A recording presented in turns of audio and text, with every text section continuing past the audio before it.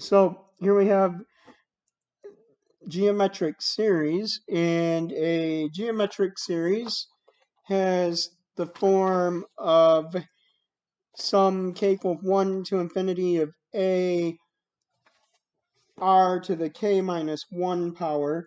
So if I write this out, and you'll recall that like sometimes writing out the terms will make it easier, especially if we're looking to see if the series is telescoping and some of the terms might cancel out. But it's AR, AR to the second, AR to the third, AR to the n minus 1, and so on. So now, let's see, the partial sum, the nth partial sum, Sn, is A times 1 minus r to the n over 1 minus r if r is not equal to 1. So the geometric series from k equals 1 to infinity of a r to the k minus 1 with an initial term, and the initial term would be a, where a is not equal to 0, and ratio r converges if r is less than 1 in absolute value, and then it diverges if r is greater than or equal to 1 in absolute value. So those are the two things to really remember. If we can get the series written in this form, a r to the k minus 1, then we can look at just the ratio r to see whether the series converges or diverges. And if the absolute value of r is less than 1, then we know that this will actually converge to and be equal to a over 1 minus r. So let's just tell whether this series below converges or diverges, and if it converges, state the value. So we have sum n equals 1 to infinity of 1 over 2 to the n power. So I know I need to write this as the initial term a times some ratio to the k minus 1 power, or n minus 1 power in this particular case. So what I'm actually going to do is I'm going to rewrite this as, if I write out the long form, it's 1 over 2 to the 1 plus 1 over 2 to 2 plus 1 over 2 to 3, and so on. So I know I want this to be sum n equals 1 to infinity of the a, which is the first term here. So 1/2 times something to the n minus 1 power.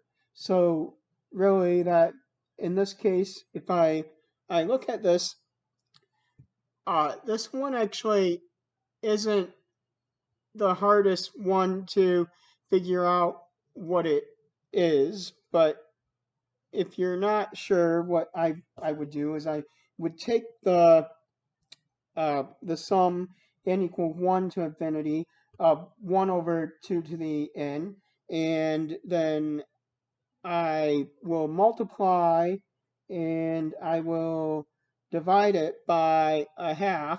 All right, so 1/2 over, well, yeah, I guess multiply by a half is the right word, or divide by 2. So 2 to the n over 2. And so then I can see that this will be sum n equals 1 to infinity, and this is actually 1/2 times, right? So bring the 1/2 over, and then times 1 over 2 to the, and 2 to the n over 2 to the second is 2 to the n minus 1.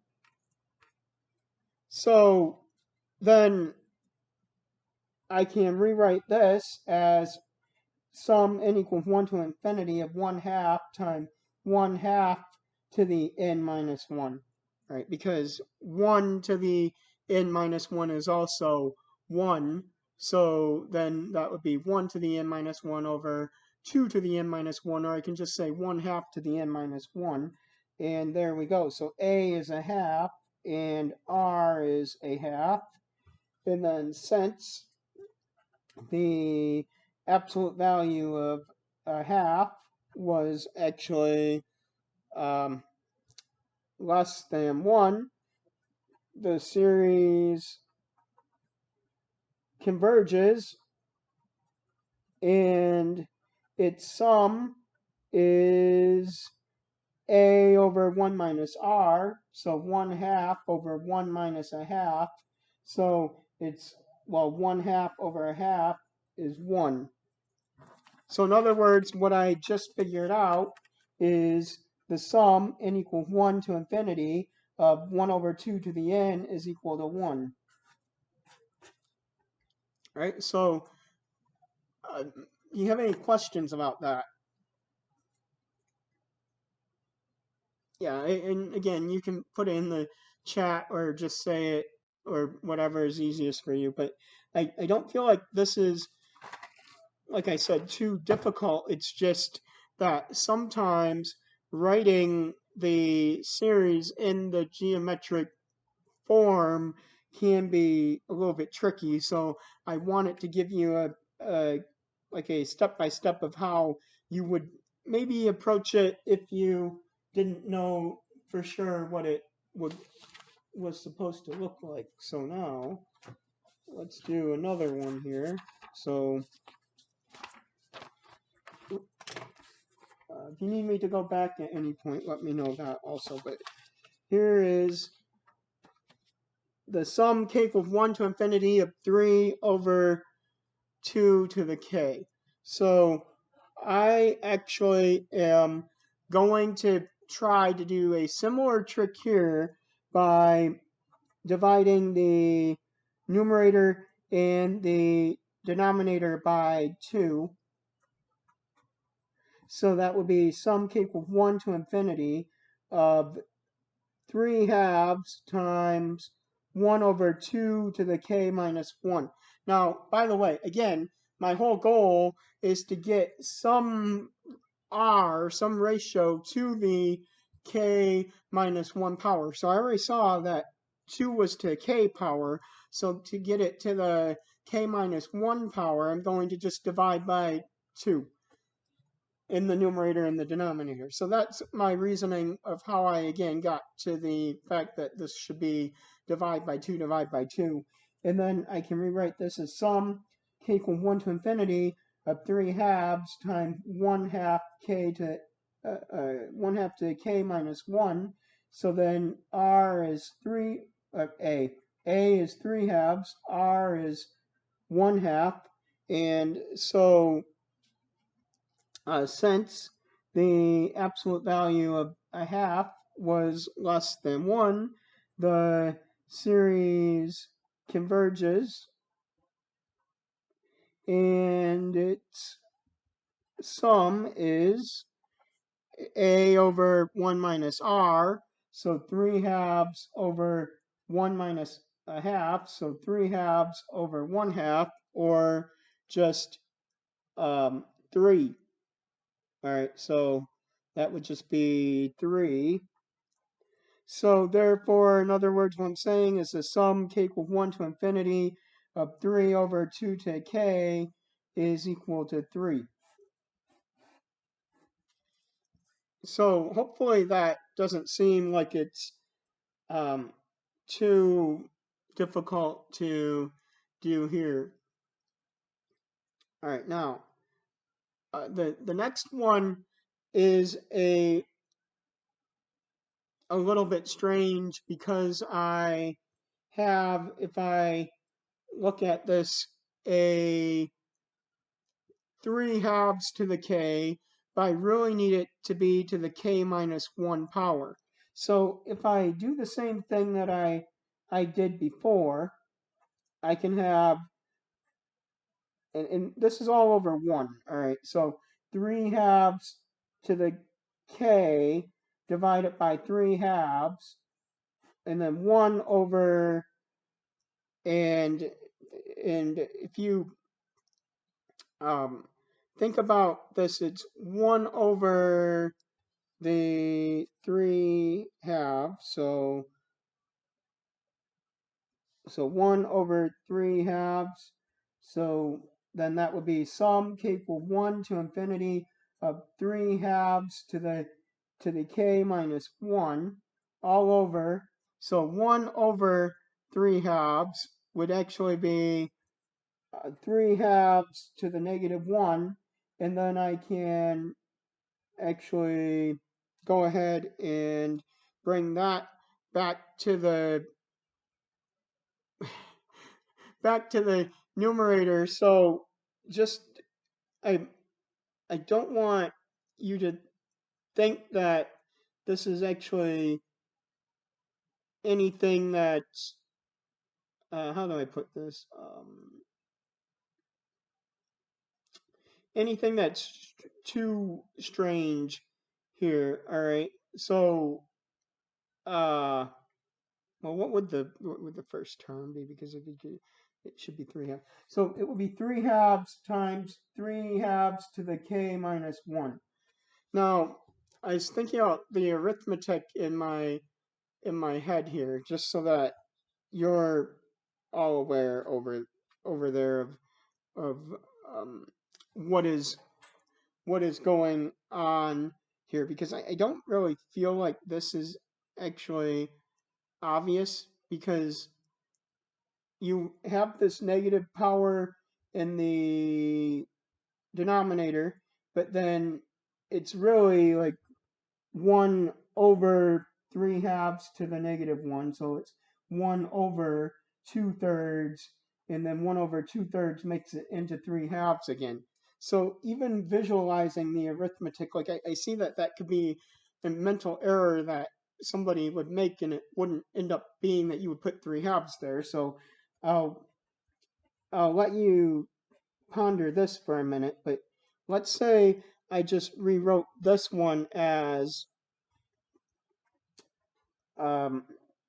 let's say I just pulled the 3/2 out, so 3/2 to the first, then I need to make this to the k minus 1, so that the exponents 1 plus k minus 1 still give me the original exponent of k. So that's another way you could do this as well. All right, just so that you can see that if you want to avoid risking making a arithmetic mistake, that you could do that. Now, that means that the a is 3/2 and the r is also 3/2. And since the r is in absolute values is greater than 1, that means therefore the series diverges. All right, are there any questions about that? And again, I don't think that geometric series are inherently difficult, but writing them in the correct form can be. I was trying to look for that. Now I lost the flow chart after I said that. Told everyone not to lose it. I don't even know where I put it at the moment. So, all right, well, that'll do it. All right, so now here, let's do one more example of the geometric series then. So use a geometric series to write 0.08 repeating as the ratio of two integers.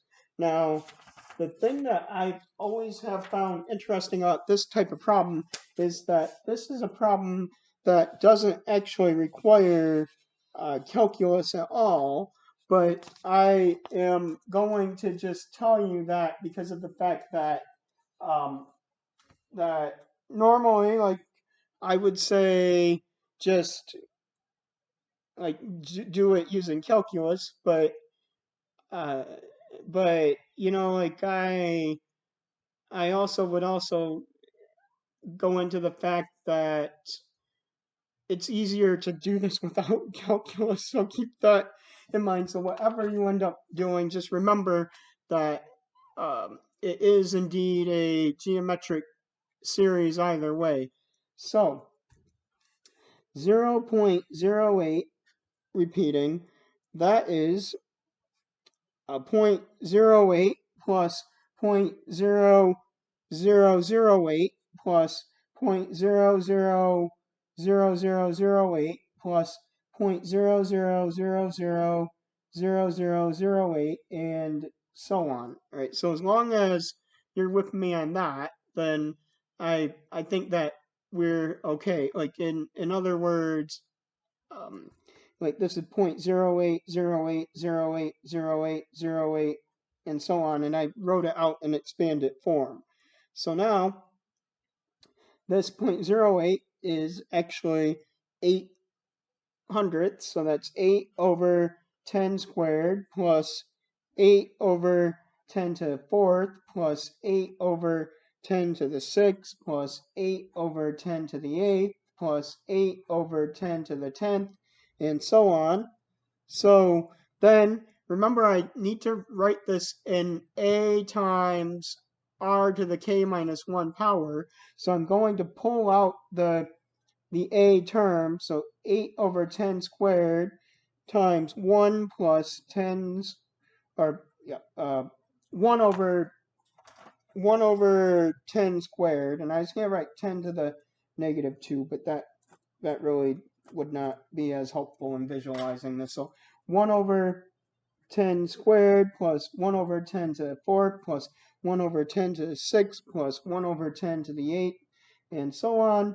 And then I want to think about this. When I substitute k equal 1, I want to get 1. K equals 2, I want to get 1 over 10 squared. K equals 3, 1 over 10 to the fourth.